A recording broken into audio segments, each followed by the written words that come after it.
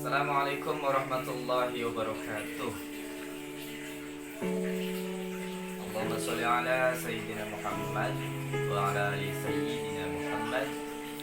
Rabbi israh li sadri wa yassir li amri wahlul 'uqdatam min lisani yafqahu qawli. Amma ba'du. Alhamdulillah, puji syukur kepada Allah Subhanahu wa taala untuk semua yang telah diberikannya terhadap kita semua dari nikmat Islam dan ihsan. Terus selawat serta salam kita ucapkan, semoga tersampaikan ke baginda Rasulullah Muhammad Sallallahu Alaihi Wasallam, dan semoga kita menjadi umatnya, dan semoga kita mendapat syafaat dari beliau di yaumul qiyamah nanti. Amin. Kepada Bapak Dr. Iwan Agit selaku dosen pengampu, dan saya pribadi atas nama Saudara Sa'aduddin Ar-Razak selaku moderator yang akan memoderatori diskusi kita kali ini. Kami dari kelompok 6 dan saudari saya yang bernama Mbak Desi, juga saudara saya bernama Mas Maun. Oke, dari saya pribadi memaparkan perihal poin A dan B. Saudara-saudara sekalian bisa melihatnya di makalah yang sudah kita berikan. Dari yang pertama itu poin perihal pengertian teori konflik dan sebab-sebab terjadinya konflik. Dari teori konflik, pengertiannya, teori adalah seperangkat ilmu pengetahuan dan sebuah konsepan maupun metode untuk memahami sebuah konflik. Berikut pengertian konflik menurut para ahli. Ada 3 poin ya, 3 tokoh. Yang pertama itu dari Stephen P. Robbins. Menurut beliau, konflik adalah sebuah proses yang dimulai ketika suatu pihak memiliki persepsi bahwa pihak lain telah mempengaruhi secara negatif. Yang kedua, dari Nurjana pada tahun 1994, beliau mendefinisikan konflik sebagai akibat situasi di mana keinginan atau kehendak yang berbeda atau berlawanan antara satu dengan yang lainnya. Yang ketiga, Hillman dan Thomas pada tahun 1978.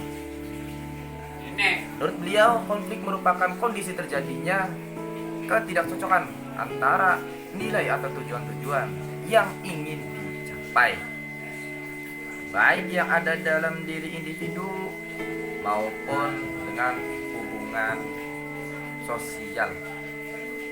Nah, yang bagian B. Yang bagian B, sebab-sebab terjadinya konflik antara lain yang pertama, poin pertama, competition terjadi ketika tujuan kelompok yang berinteraktif tidak dapat didamaikan. Kedua, collaboration terjadi ketika tujuan kelompok sangat penting dan dapat didamaikan. Kompromis. Yang bagian ketiga, kompromis bertujuan untuk kepentingan yang moderat dan tidak mudah didamaikan secara lengkap. Poin yang keempat, avoidance terjadi ketika tujuan kelompok dapat didamaikan namun kepentingan tetapi tidak dapat didamaikan. Poin yang kelima, accommodation terjadi ketika tujuan kelompok dapat didamaikan namun tidak dipertimbangkan. Sangat penting. Demikian penjelasan dari saya perihal pengertian teori konflik dan sebab-sebab terjadinya konflik. Assalamualaikum warahmatullahi wabarakatuh. Baik, saya Maulana Ibrahim akan melanjutkan materi yang kedua, yakni bentuk-bentuk konflik. Secara umum, bentuk-bentuk konflik itu terbagi menjadi 3. Yang pertama yaitu konflik dalam kelompok sendiri, konflik antar kelompok, dan konflik antar organisasi. Secara terperinci, bentuk-bentuk konflik dibagi menjadi 6. Yang pertama, konflik dalam diri pribadi, konflik antar pribadi, konflik antar pribadi dalam kelompok, konflik antar kelompok dengan kelompok, konflik antar kelompok dengan organisasi, konflik antar organisasi dengan organisasi. Baik, untuk penjelasan bentuk-bentuk konflik ini saya akan menjelaskan yang secara terperincinya, bukan secara umum. Jadi yang bentuk-bentuk yang 6 tadi. Yang pertama yaitu konflik dalam diri pribadi.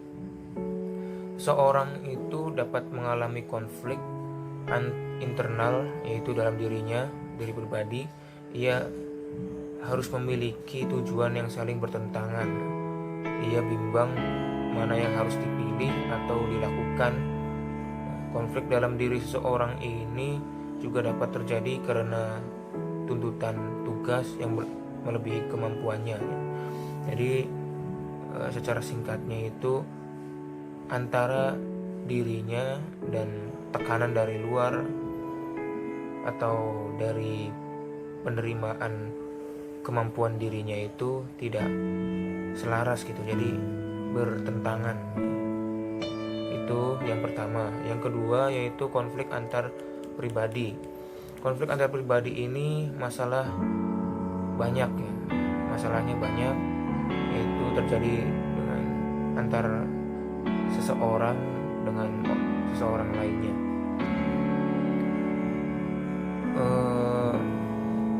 Contohnya yaitu konflik berkembang dari kegagalan komunikasi atau perbedaan persepsi. Misalnya A dan B itu bekerja sama dan berkomunikasi. Nah, A dan B itu persepsinya itu berbeda. Nah, ini mengakibatkan konflik antar pribadi. Yang ketiga yaitu konflik antar pribadi dalam kelompok. Konflik yang ketiga ini misalnya yaitu ancaman disiplin untuk mencegah beberapa perilaku yang tidak diharapkan. Misalnya ada seseorang dalam suatu kelompok itu mempunyai perbedaan tujuan, perbedaan persepsi dalam hal komunikasi misalnya. Nah, ini mengakibatkan konflik yang tidak selaras dengan kelompoknya. Jadi dia tidak termasuk kelompok. Kemudian yang keempat itu konflik antar kelompok dengan kelompok. Konflik kelompok dan kelompok ini terjadi karena mempunyai kepentingan tersendiri gitu. Masing-masing kelompok itu mempunyai tujuan yang dimana masing-masing kelompok itu berlomba-lomba untuk menjadi yang terbaik gitu. Nah, ini merupakan konflik antar kelompok dengan kelompok. Kemudian yang kelima itu konflik antar kelompok dengan organisasi. Nah, konflik antar kelompok dengan organisasi ini dibagi lagi meliputi 4 subjenis. Yang pertama konflik vertikal, yaitu di mana terjadi antara manajer dengan bawahan yang tidak sependapat tentang cara terbaik untuk menyelesaikan satu tugas ataupun masalah di dalam suatu kelompok ataupun organisasi. Kemudian yang kedua yaitu subjenis dari konflik antar kelompok dengan organisasi, yaitu konflik horizontal. Konflik horizontal ini terjadi antara karyawan atau departemen yang memiliki persepsi yang sama dengan organisasi atau persepsi yang berlawanan dengan organisasi. Yang ketiga yaitu konflik lini staf, terjadi karena adanya perbedaan persepsi antara keterlibatan staf ahli. Kemudian konflik peran, terjadi karena seseorang memiliki lebih dari satu peran yang saling bertentangan. Nah, jadi konflik antar kelompok dengan organisasi ini ada 4 macam tadi. Ada konflik vertikal, konflik horizontal, konflik lini staf, dan konflik peran. Kemudian konflik yang keenam yaitu konflik antar organisasi dengan organisasi. Konflik yang ini bisa terjadi karena mereka memiliki saling ketergantungan satu sama lain terhadap pemasok, pelanggan maupun distributor. Ini mengakibatkan ada salah satu pihak yang mungkin merasa dirugikan karena misalnya A dengan B itu dalam satu organisasi, A itu sangat ketergantungan dengan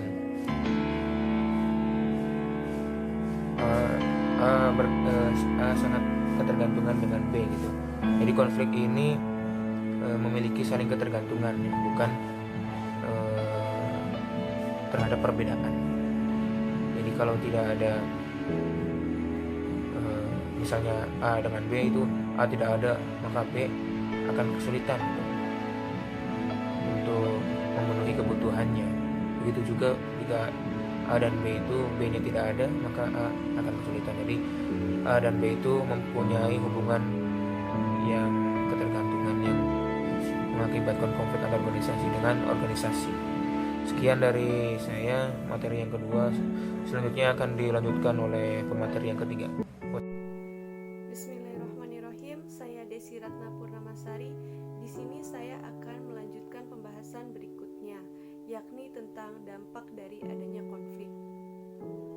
Nah, di sini saya akan menjelaskan dampak positif dan dampak negatif dari adanya konflik. Seperti dinyatakan para ahli sosiologi bahwasannya konflik juga memiliki manfaat bagi masyarakat, yaitu sebagai berikut. Yang pertama, konflik dapat meningkatkan solidaritas sesama anggota kelompok. Kemudian, memunculkan isu-isu, harapan-harapan yang terpendam yang dapat menjadi katalisator perubahan sosial. Nah, konflik berfungsi sebagai alat perubahan sosial. Misalnya saja, anggota-anggota kelompok atau masyarakat yang berseteru akan menilai dirinya sendiri dan mungkin akan terjadi perubahan dalam dirinya. Sehingga di sini dapat dikatakan sebagai ajang evaluasi. Kemudian, memperjelas norma dan tujuan kelompok. Kemudian, yang terakhir, munculnya pribadi-pribadi atau mental-mental masyarakat yang tahan uji dalam menghadapi segala tantangan dan permasalahan yang dihadapi, sehingga lebih bisa mendewasakan masyarakat. Nah, tadi sudah dijelaskan tentang dampak positif dari adanya konflik. Selanjutnya kita akan membahas tentang dampak negatif yang ditimbulkan dari adanya konflik. Yang pertama, retaknya persatuan kelompok. Hal ini terjadi bila mana terjadi pertentangan anggota-anggota dalam satu kelompok sehingga timbulnya perpecahan. Kemudian yang kedua, perubahan kepribadian individu, pertentangan di dalam kelompok atau antar kelompok. dapat menyebabkan individu-individu tertentu merasa tertekan sehingga mentalnya tersiksa. Kemudian yang ketiga, dominasi pihak yang lebih kuat dan takluknya pihak yang lemah sehingga dapat menimbulkan kekuasaan yang otoriter, atau bisa dikatakan itu yang kuat akan menindas yang lemah.